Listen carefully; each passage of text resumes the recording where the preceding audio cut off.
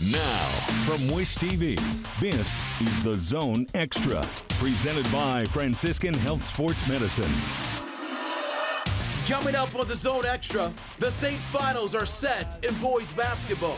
Carmel wins it in overtime. Almost like a heavyweight fist fight. It was a battle. It was back and forth the entire game. As the softball season begins, meet the man looking to lead Lutheran to another state title.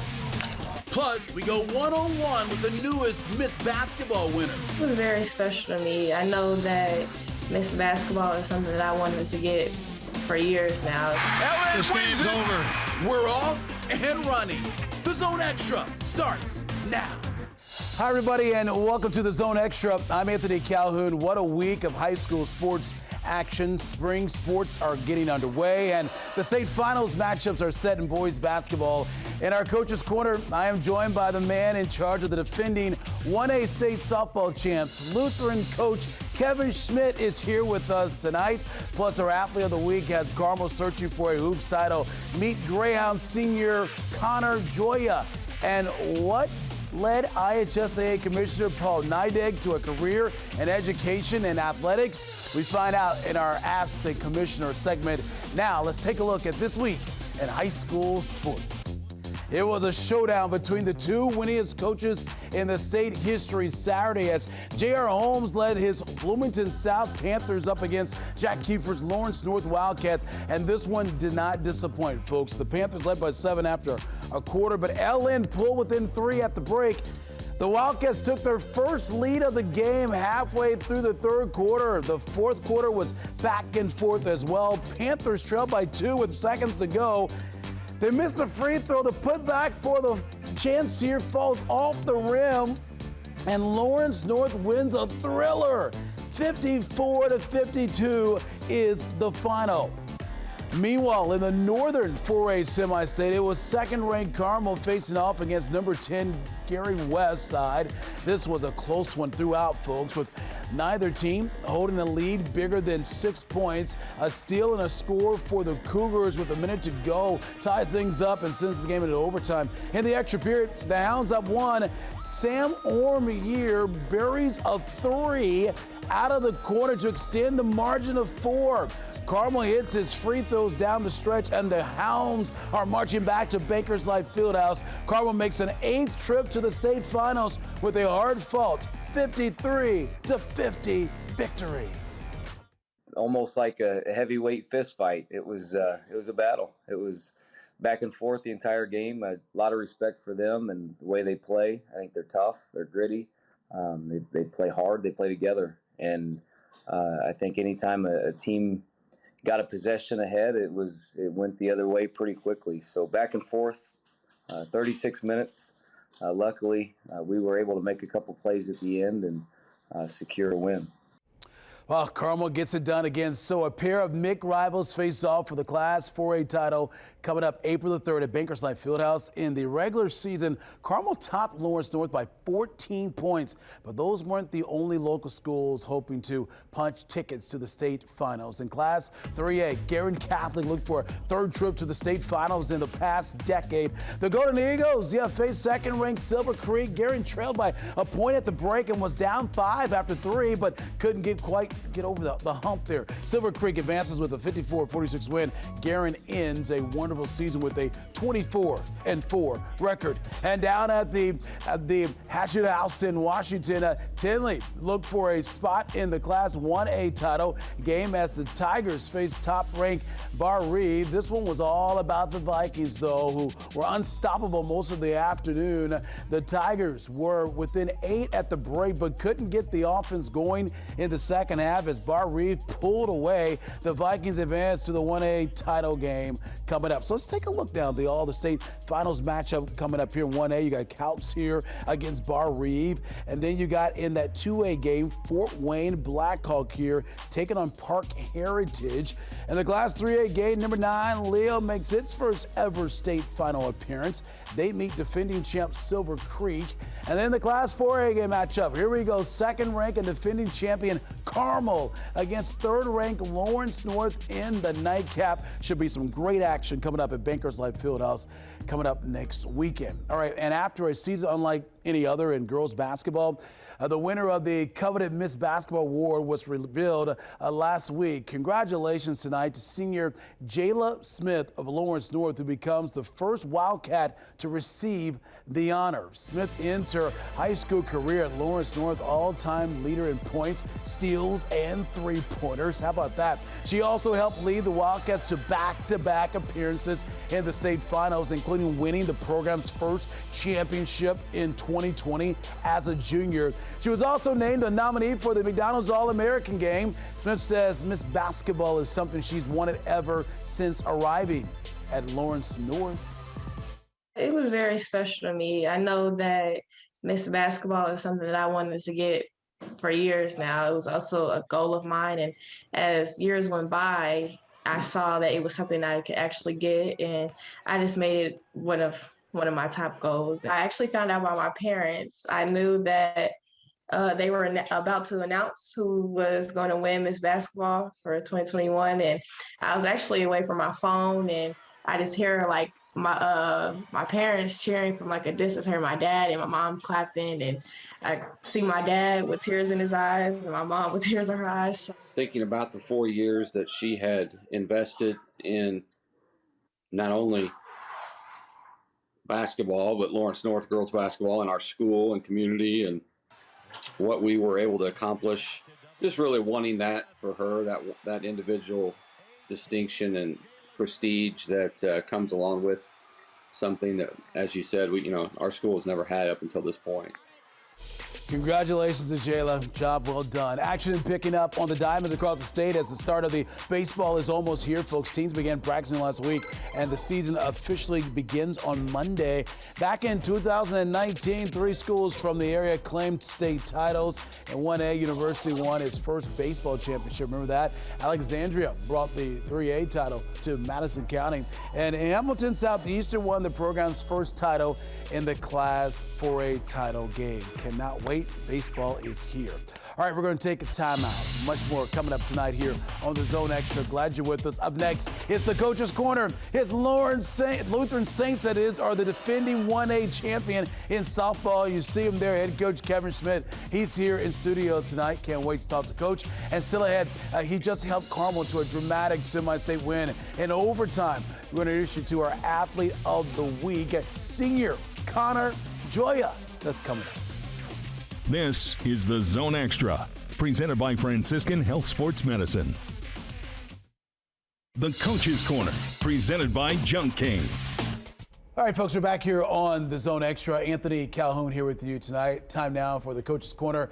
After the 2020 season was canceled due to the COVID-19 pandemic, softball teams are back on the field. 2019 Class 1A champion Lutheran begins its title defense coming up next week. Welcome to the show, everybody. The head coach of the softball team, that is, of the Saints. Welcome in Kevin Schmidt, the head coach there. Coach, thank you so much for joining us here on the Zone Extra. Glad to have you here. The weather's changing. You know it means softball time is here. How excited are you for the upcoming season? Well, thank you for having me. We're very excited to get back on the field. It's been too long to not be on the field and on the diamond with the team. Yeah, after missing last year due to COVID-19, how hungry is your team, your ladies now, to try to get an opportunity, try to defend their state title, but get out there and just to play some softball? I think just to get out and play softball is the key. Yeah. We're going to be relatively young with 2 remaining starters from our championship team, but I think the youngsters are ready to defend and step up. Yeah, when you look at the squad, and we have some video here of you all practicing and getting ready for the season, what do you like about the team that you have this year? Young, they're able to do multiple positions, so we've got a lot of diverse athletes. Multi-sport athletes at Lutheran are key to our success. Yeah, it's a very diverse team, as you mentioned, and you guys have had so much success. You look at your practicing here over the years and what you've been able to do. What is it about Lutheran that makes that place so special for you to coach and the type of athletes that you get year in and year out? It's special. It's, I believe, the small community. It's a strong, tight-knit community. Yeah. People come there for a reason. They have Christian backgrounds, and the strong athletics and strong academics. Yeah. What got you into coaching there, would you say? At Lutheran, I was coaching travel ball. Yeah. And a couple of my players asked me to fill in for the job that had become open in 2015. Yeah, so looking at some video of yourself here, spending some time here with the ladies. So we talked about the success and winning the state championship. Do you reflect back to that year in 2019 when you're giving examples to the ladies about the hard work, and if you work hard, it's going to pay off for you? Some we have. It's just a matter of they've got to buy in. Mm-hmm. We've got so many young people buying into the program. Yeah. And I think our senior leadership has stepped up and set that example for them. So I think we're anxious and ready to go. Yeah, you know, you see the signs, state champion signs around. But that's got to do something for the ladies to get them fired up for the season, though, right? Oh, yes. And we actually just yesterday we put up our new windscreen banner stating the 3 championships at Lutheran High School. Yeah. So that'll be nice when they get back from spring break to see that. You know, you look at some video here from the championship, and you know, these are videos that I'm sure you probably know every minute on this tape, right? Because you watched many of these, and of course, the celebration at the end. Yes, I have watched it several times. That's right, yeah. You know, what does it take for a team to win a championship, a state championship? What kind of parts do you have to have, and what was special about this team? This team, they bought in together. They played for not themselves, but for the player next to them. Yeah. They played for their friends. They played for their teammates.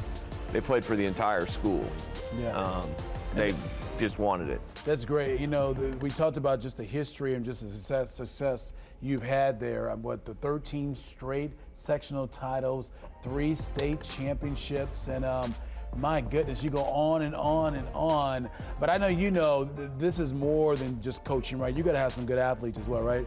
Yes, and that you have to have great athletes that are determined and dedicated to their sport. And you got to have the staff. You got to have the support from the administration as well to get behind you guys, and the parents as well, right? So I wanted to make sure we brought that up. Yes, I've gotten great support from my athletic department, the whole school, and the parents. I've had fantastic parents to help. We've built a lot of that program and a lot of the new facilities with parents and their labor. That's great. Before we came on tonight, it was during the commercial break, you were telling me that you guys are already, to have successful programs, you got to start them young, and you guys are already doing that there, right? Yes, we just introduced this year a junior Saint softball program with 5th, 6th, 7th, and 8th graders. That's great. So we should have, and it's pretty successful looking. They're a pretty talented group of kids. Looking forward to them coming through the program. Well, that's great. Well, Coach, thank you so much for joining us here tonight on the Zone Extra. All the best to you and the Saints there at Lutheran. And look, I know you're taking it easy, not giving high expectations, but I got a feeling by the end of the year we may be talking about you in the postseason a lot. So. Well, let's hope so. Okay. Let's hope so. Thank you for coming in. We appreciate it. Thank you. I appreciate it. We're going to take a timeout. Still to come here tonight on the Zone Extra is our athlete of the week, everybody. His Greyhounds are heading back to the Bankers Life Fieldhouse to defend their state title. Up next, we have more on this senior getting it done for the Greyhounds. Plus, we hear from Paul Neidig. Yes, in the latest installment of Ask the Commissioner. That's coming up. This is the Zone Extra, presented by Franciscan Health Sports Medicine.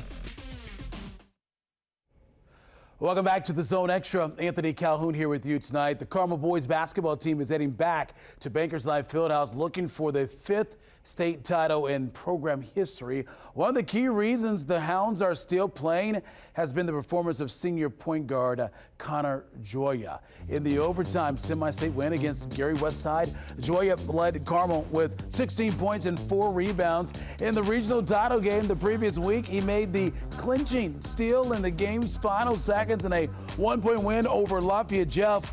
For Connor, his many contributions are all just part of doing whatever is needed to help the team advance. Everybody on our team has roles that they provide for us, and to be able to get assists, score when it's there, play big defensively, it does mean a lot for me. Coach and my teammates, they trust me with the ball in my hands at the end of the game, and I had it in my hands, and I was able to get to the free throw line and hit those shots, and it was just a big moment for me as a senior, to take us back to the state finals. He's a senior point guard that's grown tremendously in his role. Totally trust Connor. Know that he's going to make a mistake every once in a while, but also know that he's going to make up for it. So he makes some big plays for us, and I hope he's ready to make some more winning plays in the next game. He's been great this season. Good luck to him in the state finals. All right, time for a break, but more still to come tonight on the Zone Extra, including Ask the Commissioner. Plus, don't miss our Play of the Week. That's still ahead. This is the Zone Extra, presented by Franciscan Health Sports Medicine. Ask the Commissioner, presented by Loyola University Chicago. All right, folks, we're back here on the Zone Extra. Now it's time for Ask the Commissioner. Each week, we take one of your questions to IHSAA Commissioner Paul Neidig and bring you his answer. So here we go. Here's this week's question. What kind of an athlete were you in high school? And do you have a favorite memory from your time as a high school athlete? I think somebody else, I have to answer the question what kind of athlete I was. As we grow a little older and a little grayer for myself, we tend to embellish the stories or remember them a little different. And there are plenty of people that will tell you. But, the biggest thing in high school is that I learned to be a teammate. And I learned to be coached. And a gentleman named Herb McPherson, who's from Assiniboia, Indiana, coached me. And he allowed me to see something beyond what I knew I could be. And that coach, that relationship still is strong today. I was able to do that. I was able to go away to college from a small town here in Indiana, grow a little more as a collegiate athlete at Eastern Illinois University. And again, coaches helped me formulate who I am today. And without those experiences across the way, over my time, over my life, Paul Neidig's not sitting in this seat today, or he wasn't a teacher in the classroom, or he wasn't a coach. The games of a lot of rebounds or points fade a little bit in the distance as you get older. But what screams to me as loud as it ever has is the relationship I have with my teammates and the lessons I learned from being a high school athlete and coached by some phenomenal individuals. Man, I tell you, it's always great to hear from the commissioner. Thank you so much. So, hey, look, if you have a question for the commissioner, just submit them right here using, as we said, use as a tweet. You can send to use the hashtag #TheZoneExtra and the hashtag #AskTheCommish. And we have a possibility of you getting your question answered by the commissioner. Thanks again to the commissioner for helping us out here tonight on the Zone Extra. Hey, one of our favorite parts of covering high school sports is the passion of both the players and the fans in the stands. The school spirit we see is incredible everywhere we go, and each week, we, especially in the fall, we award the prestigious Zone banner to the school with the best spirit. Congratulations again to Westfield. Banner season may be over, but we are always on the lookout for great school spirit across Central Indiana, whether it's in person or virtually. The creativity, community involvement, and the passion make high school sports special. Keep joining us while your school has the best school spirit and more. Cannot wait for this fall to get the fall to get here for the best. Play of the Week, presented by Loyola University Chicago. All right, now time for us to take a look at the Play of the Week. Each week, we feature one of the top plays from the world of high school sports in Central Indiana. Plus, we want you to get involved. So here we go. Take a look at the Play of the Week. Lawrence North against Bloomington South. CJ Gunn beats the buzzer there, the first quarter with the 3 for the Wildcats. Let's take another look at it again. Ellen, moving on to the state finals. Our crews, of course, are out covering high school sports all the time. It doesn't have to be basketball or football. It can be any type of sport. You got it. Send it our way, and we'll possibly put it here on the show for the Zone Extra right here every Thursday, 7 o'clock here on Wish TV. All right, folks, thank you so much for watching the Zone Extra. I'm Anthony Calhoun. Have a great night.